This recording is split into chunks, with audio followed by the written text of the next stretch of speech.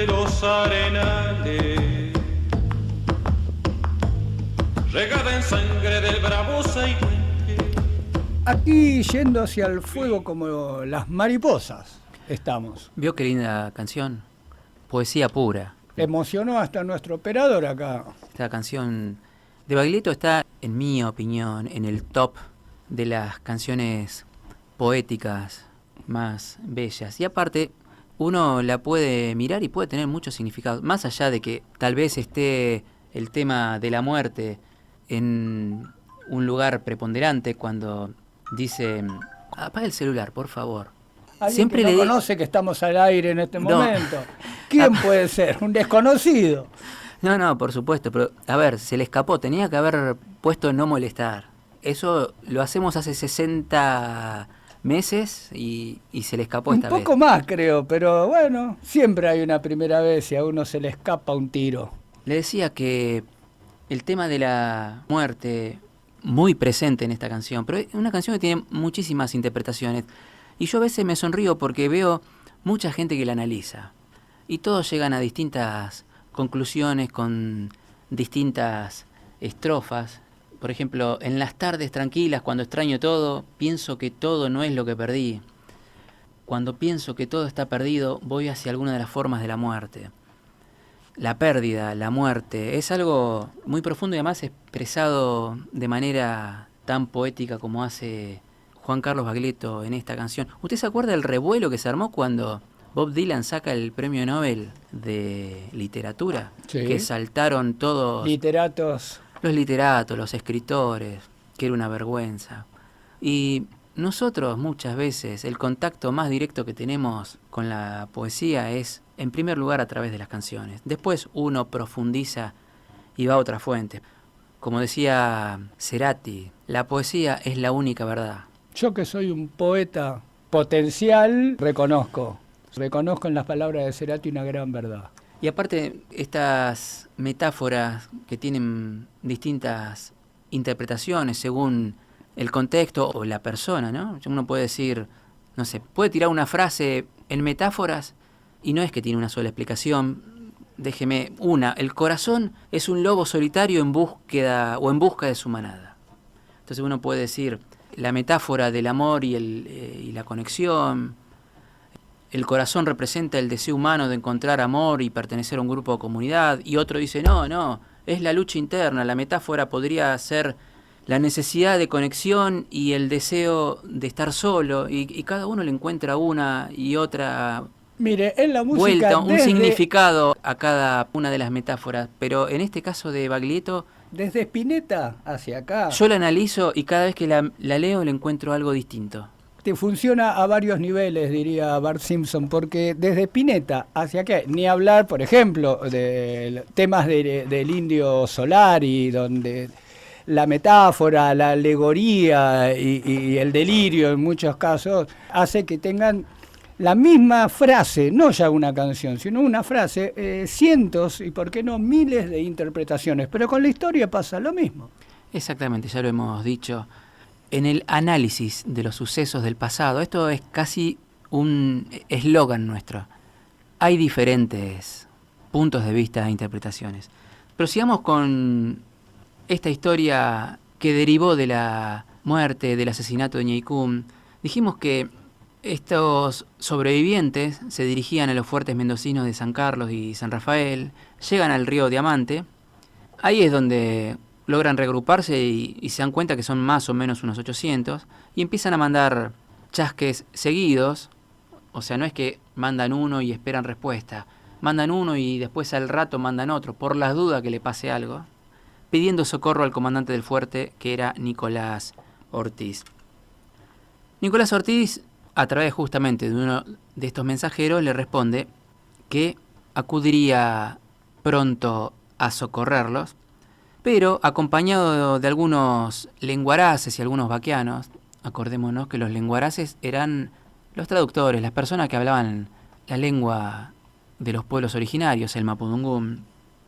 Y sale con ellos dejando órdenes para que el coronel Vera y cuanta gente pudiera juntar este coronel lo siguiese luego hacia el sur. O sea, él sale primero con algunas personas. Encuentra a estos sobrevivientes donde le habían indicado los chasques, promete protegerlos, les permite que los sigan hacia San Carlos, donde dijo que les iba a dar ganado, mientras ellos lograban reunir fuerzas para reconquistar las tierras de Malalhue y vengar la muerte de Ñeicum, vengarse de toda esa coalición, porque estaban engañados estos soldados, Nicolás Ortiz, creyendo de que en realidad la coalición había atacado a Antikal y Chocorí porque eran los que en realidad no querían hacer el malón. Como si lo quería Ñeicum. Exactamente. Entonces, según esta fake news. Entonces decide que como no es posible permanecer en ese sitio porque era peligroso, porque esa coalición podía aparecer en cualquier momento, acá es donde Nicolás Ortiz da la orden de marchar y ser acompañado por estos 800 sobrevivientes. Y llegan a un arroyo donde se encuentra con el coronel Vera, que había podido juntar más o menos unos 60 soldados y unos 200 milicianos del Tunuyán y Tupungato. Y ahí es cuando estos sobrevivientes empiezan a mirar con desconfianza a tanta gente, porque dijeron, estos son muchos, mirá si nos traicionan. Tantas traiciones hubieron en esos meses, que decían una más, entonces los miraban así con cierta desconfianza.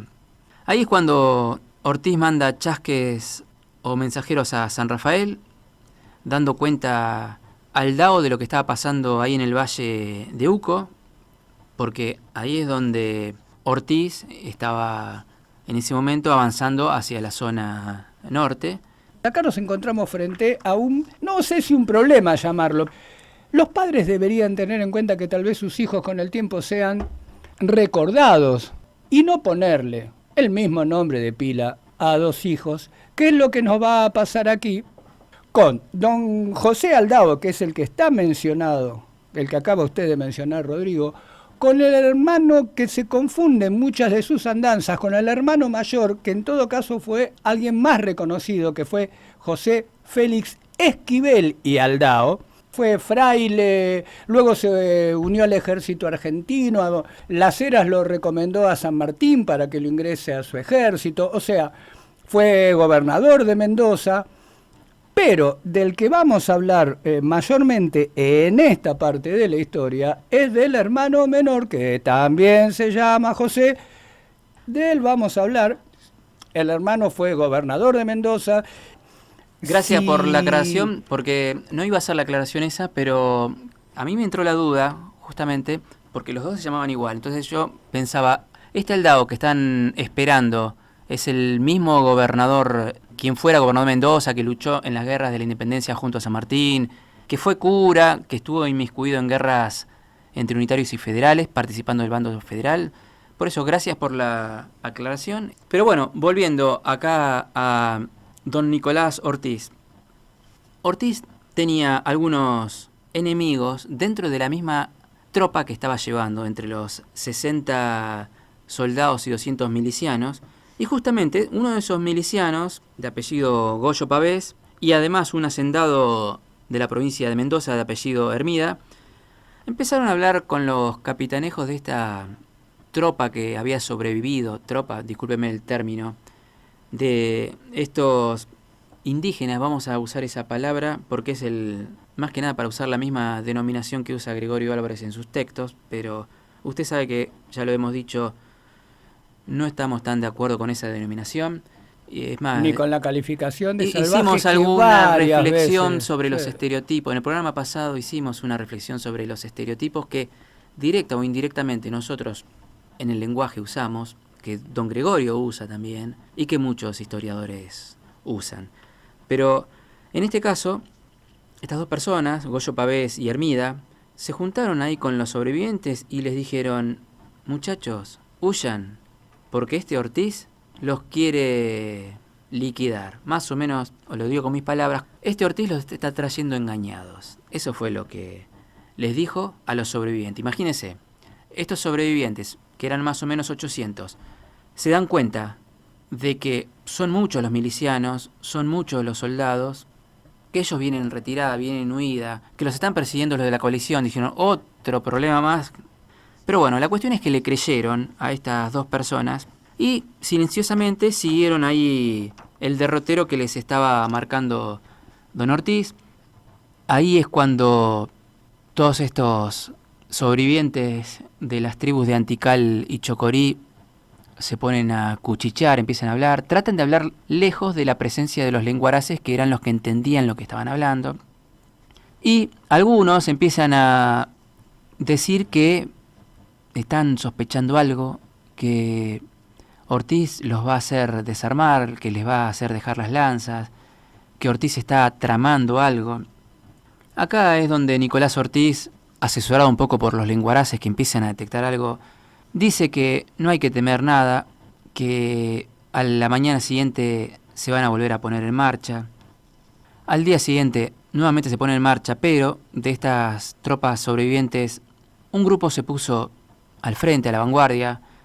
El resto esperó que los milicianos y los soldados se movieran para seguirlos, pero se pusieron atrás. O sea que los dejaron ahí en el medio a todas estas tropas que en teoría venían a brindarles protección. Ortiz no tenía suficiente autoridad para hacerse respetar porque les dijo que marcharan todos juntos y no le hicieron caso, siguieron un grupo adelante o grupo... Mi no entender. Llegaron ahí a orillas de un arroyo llamado Los Papagayos y se le acercaron a Ortiz y les dijeron que los deje en los jumes. Los caballos que tenían ya estaban cansados, que no podían seguir la marcha.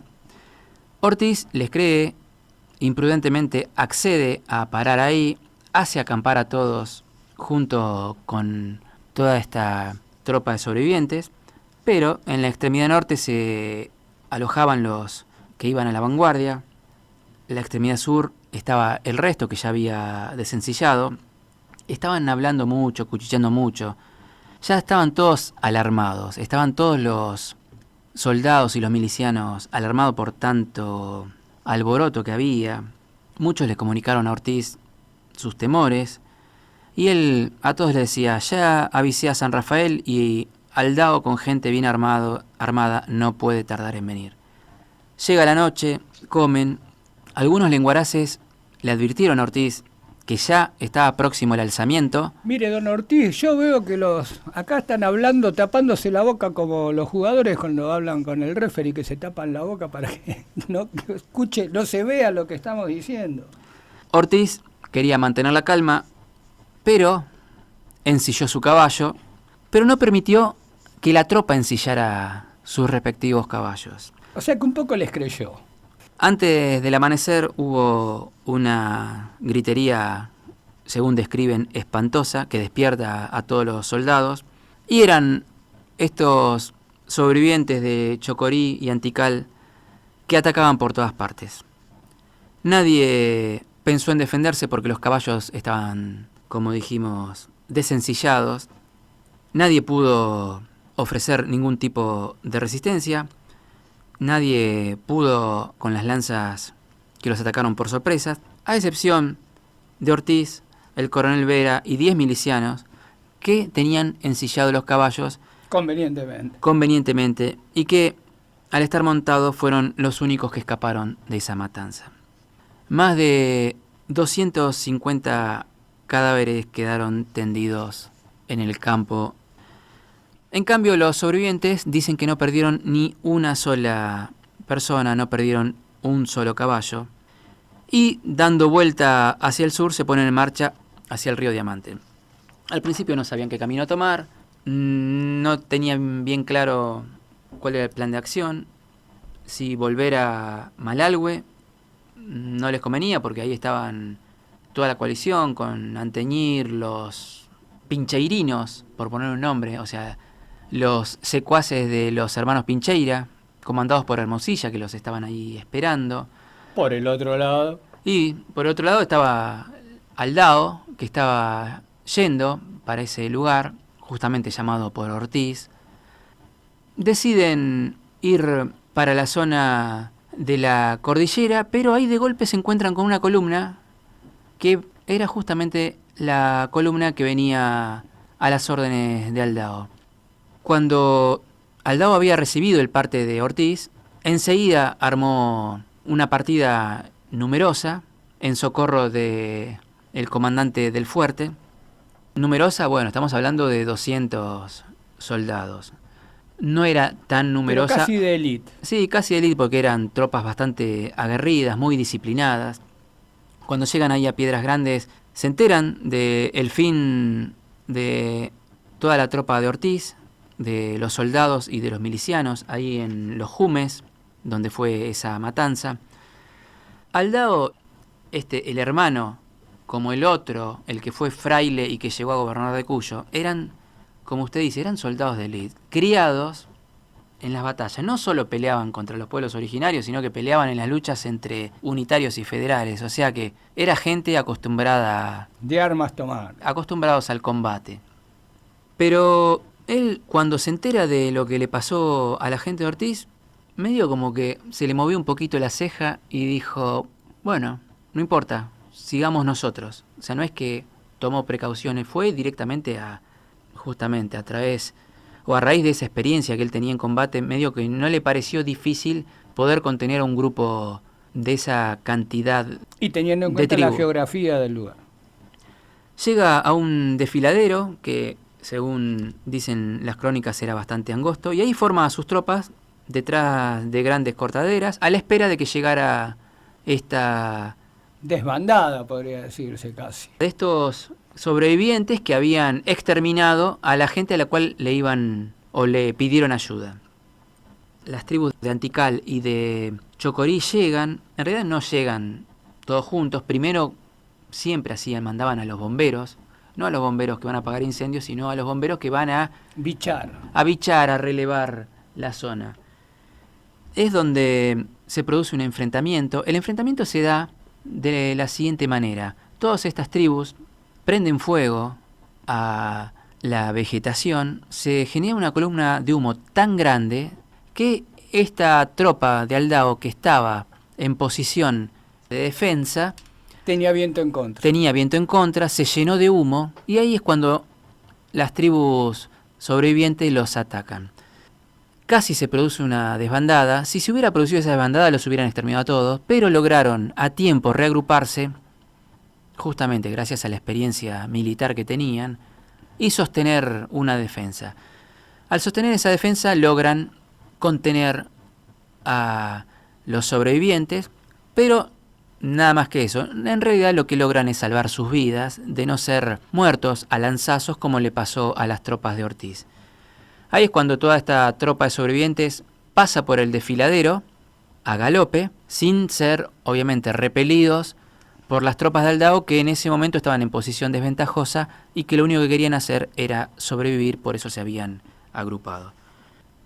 Entonces tenemos la matanza de los Jumes, 250 personas muertas, tenemos las matanzas a orillas del Curilebú, donde se exterminan las tropas de Chocorí, tenemos la matanza de cuando exterminan a la gente de Ñeicún, 100 personas, o sea, estamos una matanza tras otra, y podríamos seguir porque continúa.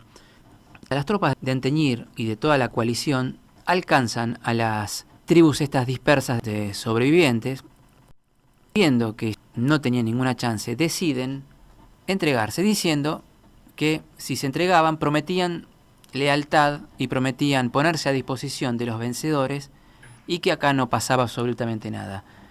Pero les dijeron, bueno, está bien, aceptamos, a partir de ahora nos olvidamos de todo, ustedes vienen con nosotros, se someten, Entregan las lanzas. entregan las lanzas porque no confiamos en su palabra y acá no pasó nada. Desconfiados entregaron sus lanzas, pero eso fue justamente su perdición, porque una vez que entregaron sus lanzas, fueron atacados y fueron exterminados. De los 800 que había originalmente supervivientes, luego de todos los entreveros habían quedado 500, y de los 500 que quedaron, todos fueron exterminados en esta matanza que se llamó Matanza de los Buitres, porque los 500 cadáveres quedaron tendidos en el campo y fueron festín de los buitres que durante varias semanas no tuvieron ningún problema de conseguir alimento. Esto es parte de las guerras que nosotros en algún momento dijimos, todos estos antecedentes jugaron de alguna manera medio siglo después en la campaña o conquista del desierto, la desconfianza que había entre los distintos pueblos. Nos tenemos que ir, Casi en desbandada. nos vamos, a veces llegamos bien con el tiempo, a veces no llegamos, a veces le ganamos al tiempo por una cabeza, a veces no le ganamos, pero sigamos contando historias de Neuquén en el próximo programa. ¿Qué le parece, estimado Jorge? Fantástico. Por una cabeza de un noble potrillo que justo en la raya afloja al llegar y que al regresar parece decir: no olvides, hermano, vos sabés, no hay que jugar. Por una cabeza me tejón de un día de aquella coqueta y risueña mujer que al jurar sonriendo el amor que está mintiendo quema en una hoguera todo mi querer. Por una cabeza todas las locuras, su boca que besa borra la tristeza, calma la amargura. Por una cabeza, si ella me olvida, ¿qué importa perderme 1000 veces la vida? ¿Para qué?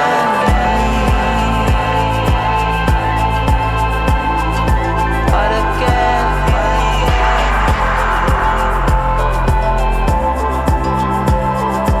¿Para qué?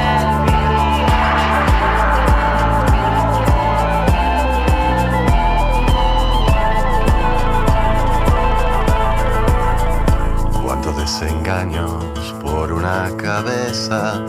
Yo juré 1000 veces, no vuelvo a insistir. Pero si un mirar me hiere al pasar, su boca de fuego otra vez quiero besar. Basta de carreras, se acabó la timba. Yo un final reñido ya no vuelvo a ver.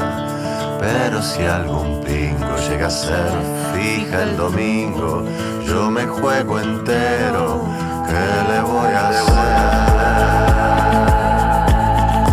Por una cabeza todas las locuras, su boca que besa borra la tristeza, calma la amargura. Por una cabeza, si ella me olvida, ¿qué importa perderme 1000 veces la vida? ¿Para qué vivir?